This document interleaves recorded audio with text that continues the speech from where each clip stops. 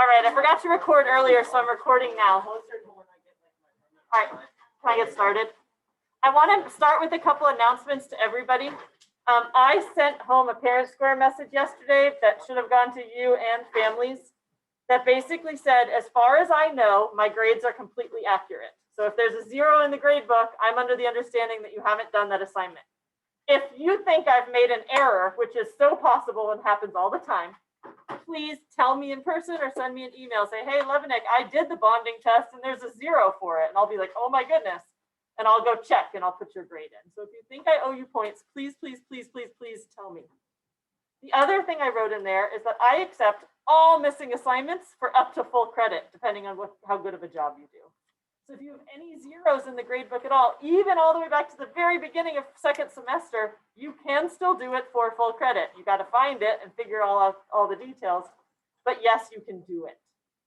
The other thing I wrote, which I know I've been saying, is that my absolute drop dead hard deadline is I will not accept any work after 3 p.m. on Friday, June 18th. And I have the feeling your other teachers are giving you much earlier deadlines. So if you need to prioritize other classes and then do science, how nice of me to give you such a late deadline, okay? But I will not accept anything after June 18th at 3 p.m. So I just wanted parents, families, students, us all to be on the same page about those expectations.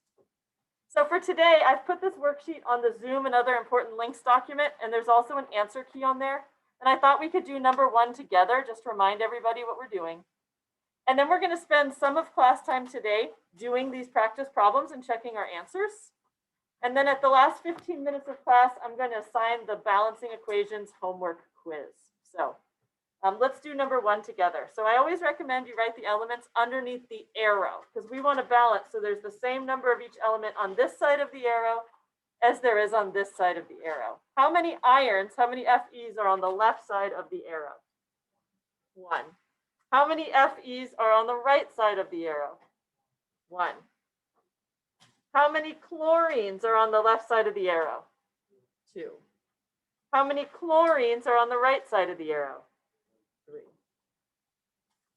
So we need to balance one of the elements, and it's the chlorine that needs balancing. And I see that here chlorine comes in 2s, and here chlorine comes in 3s. So this is a case where we need the least common multiple. What's the least common multiple of 2 and 3? 6. So we need to find a way to put numbers in front that they can go on these lines. That makes it so we have 6 chlorines on each side. What numbers should we put in front of Cl2 to make it so there are 6 chlorines on that side? A 3. And that makes 6 chlorines. What number should we put here to make sure there are 6 chlorines on that side? A 2. Now that impacts the chlorines and makes it 6, but it also impacts the iron. How many irons do we have on the right side now? 2. And so now we've balanced the chlorines, but we don't quite have the irons balanced. What number do we put here to make it so there's 2 irons on the left side? A 2. And so that's what we are practicing today. And we're practicing it on paper because the last 15 minutes of class, I'm going to assign the homework quiz. And you're probably going to need to write them out on paper because then the questions are going to be something like this. It'll say balance the equation, like number 1. And then the question will say, what coefficient goes in front of FeCl3? And you'll look at your work and it'll be like, oh, that's a 2. By the way, what if I left it blank? What coefficient would that be the equivalent of? A 1. A 1. So for my homies, you guys are welcome to stay on if you would like, or you can go work and do some practice. Keeping in mind that on the front page, 3 and 5 are the hard ones. So if you are a newbie or if you're not feeling super confident, skip 3 and 5. If you're looking to challenge yourself, 3 and 5 might be fun challenges for you. Okay, so we're going to work on this for a while. I'll be answering questions and then I will assign the quiz.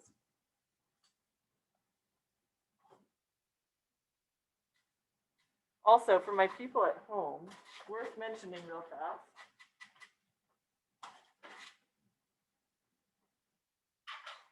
These are the equations that are going to be on the quiz. The quiz is formatted a little funny. So if you guys want to copy those down just so that you're understanding where the subscripts go. And I'll show it to the in-person kids when I assign the quiz for them.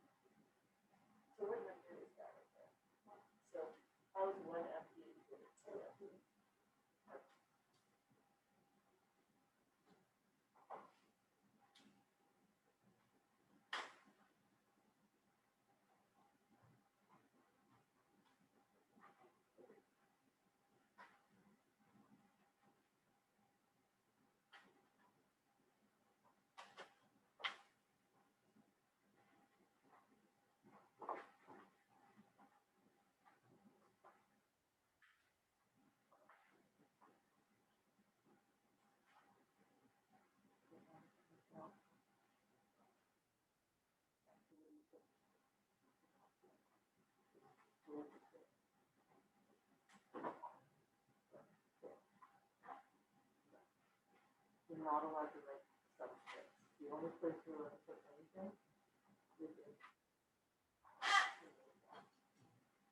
So if you want more than one, you can have it. And so what if that makes two oxygens, what else is it? Yeah, right, how many F's do you have now? Only one. Oh, no, two.